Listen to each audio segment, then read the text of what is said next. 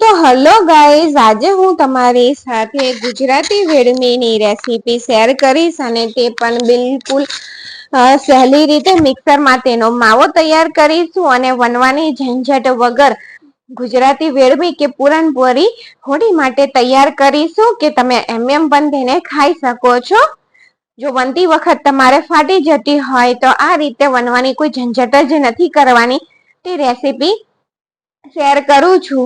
તો અહીંયા મેં કુકર લઈ લીધું, અંદર પાણી રેડી દીધું છે, સ્ટેન્ડ રાખી દીધું અને તેની ઉપર એક તપેલી મૂકી દીધી છે અને આ તુવેરની દાળને મેં 1 કલાક માટે પાણીમાં પલાળી દીધી હતી। ત્યાર પછી તે પલાળી દીધી હતી અને ધોઈને લઈ લીધી। તો અહીંયા મેં જે કપથી તુવેરની દાળ લીધી છે ને તે જ કપથી મેં પાણી લીધું છે। અહીંયા આપણે પહેલી ટીપ્સ કે જેટલી તુવેરની દાળ લઈએ ને તેટલું જ પાણી એડ કરવાનું છે।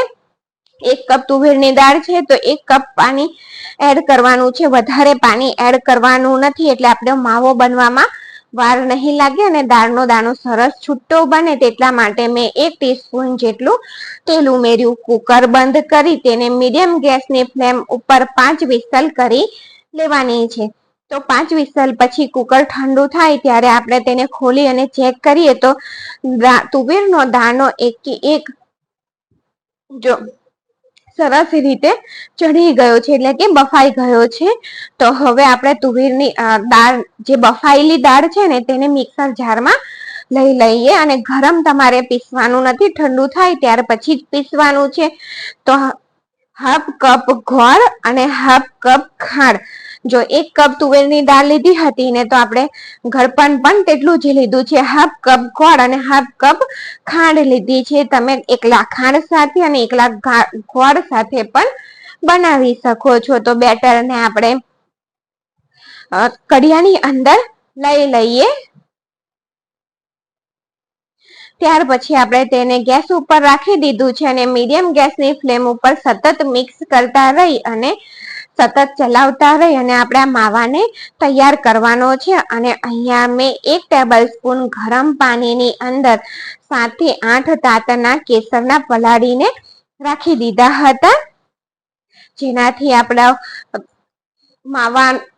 વેડમીના માવાનો કલર સરસ આવે। જો તમે જોઈ શકો છો એટલાથી જ કેટલો સરસ કલર આવી ગયો છે।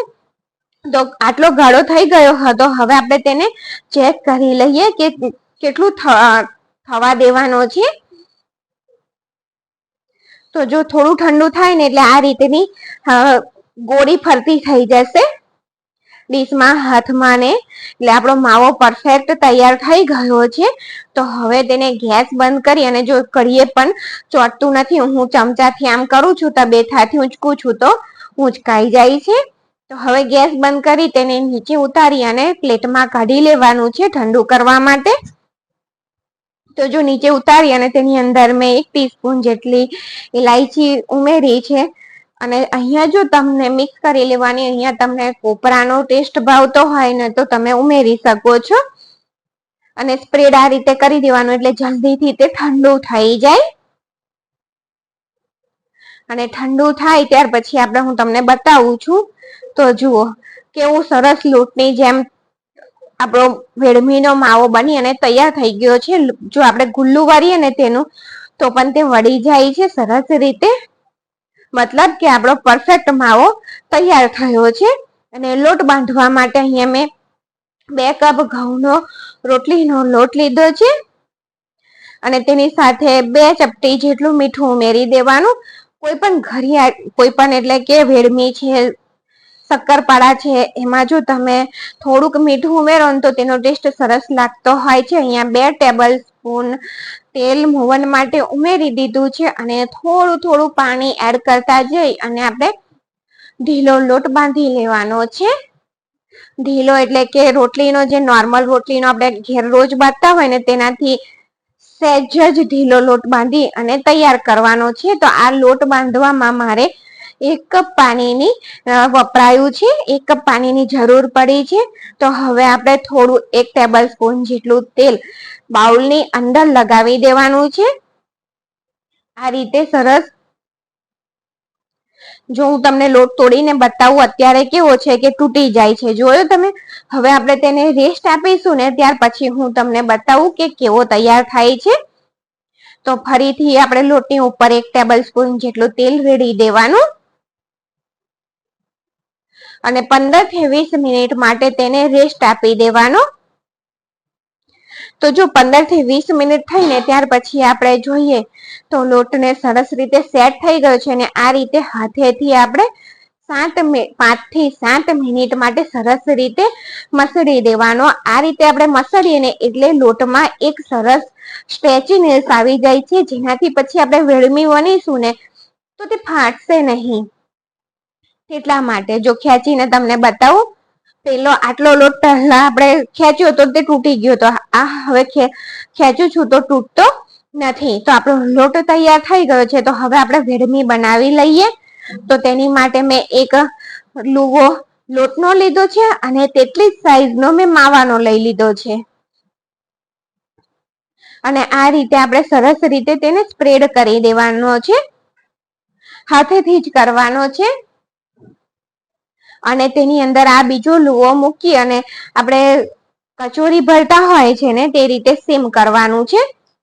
હાથેથી આ રીતે લોટના ભાગને ઉપર ખેંચતા જવાનું છે. આ રીતે જો તમને વિડીયોમાં બતાવું છું તે રીતે, એટલે સરસ રીતે આપણો લુવો બની અને તૈયાર થઈ જશે. અને જો વેડમીનો વિડીયો ગમે, ગુજરાતી વેડમી જેને આપણે વણવાની ઝંઝટ નથી કરવાની, માવાને પણ ઇન્સ્ટન્ટલી આપણે મિક્સરમાં તૈયાર કરીશું. તો જો ગોલ ફેરવી દીધું મેં, સરસ રીતે ગુલ્લું તૈયાર થઈ ગયું. તો મારી ચેનલને લાઈક, શેર અને સબસ્ક્રાઇબ જરૂરથી કરજો. તો અહીંયા મેં કોથળી લઈ લીધી છે અને તેની ઉપર બી ગુલ્લું મૂકી અને બીજી કોથળી લગાવી દેવાની છે. ને આ રીતનું મેં ચપ્પણ લીધું છે, તમે આટની પણ લઈ શકો છો. અને સરસ રીતે આ રીતે થોડું થોડું આગળ પાછળ દબાવતું જવાનું, એટલે વેડમી તૈયાર થઈ જશે. અને જો લોટ ચોંટતો હોય ને કોથળીએ તો થોડું તમે તેલ લગાવી દેજો, એટલે આપણી વેડમી સરસ રીતે તૈયાર થઈ જશે. તો જો સરસ વણ્યા વગર પણ સરસ ગોલ વેડમી બની અને તૈયાર થઈ ગઈ છે. આમાં આપણે કોઈ વણવાની ઝંઝટ કરી નથી. જો તો આ રીતે સરસ તમને બતાવું છું નજીકથી પણ કે સરસ વેડમી તૈયાર થઈ ગઈ. તો શેકાવા માટે રાખી દઈએ ગેસ ઉપર. તો થોડી શેકાય એટલે આપણે તેને પલટાવી દેવાની છે. તો શેકાઈ ગઈ છે બીજી બાજુ પણ. અને હવે આપણે થોડું તેલ લગાવી દેવાનું છે તેની ઉપર અને સરસ રીતે શેકી લેવાની છે. તેલ લગાવીને શેકવાની છે, કોરી ના શેકતા, નહીતર તે ચવલ લાગે છે. એટલે થોડું તેલ લગાવીને શેકજો તો ખાવાની મજા આવશે તમને. જો પલટાવીને પણ મેં શેકી લીધું તો આપણી વેડમી તૈયાર થઈ ગઈ છે. હોળી પર ગુજરાતીઓના ઘરમાં તો બનતી જ હોય છે. તો તમારે ત્યાં કઈ બને છે તે મને શું બને છે હોળીને દિવસે તે તમે મને જરૂરથી જણાવજો. તો વેડમી બનીને તૈયાર છે. Thank you for watching.